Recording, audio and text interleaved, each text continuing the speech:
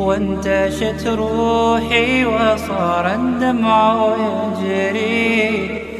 ایک بزرگ کا واقعہ ہے.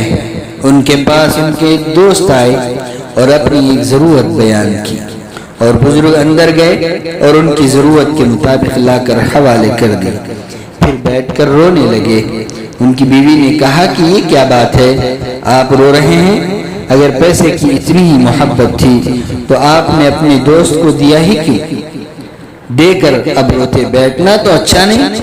ان بزرگ نے فرمایا، میں اس لیے نہیں رو رہا کہ پیسے چلے گئے، بلکہ اس لیے رو رہا ہوں کہ میں نے دوست کی خبر پہلے سے کیوں نہ رکھی کہ ان کو ان کے مانگنے سے پہلے ہی دے دیتا.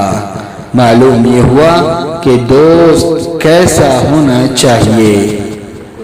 لائک کریں، شیئر کریں اور ہمارے چینل کو سبسکرائب کریں.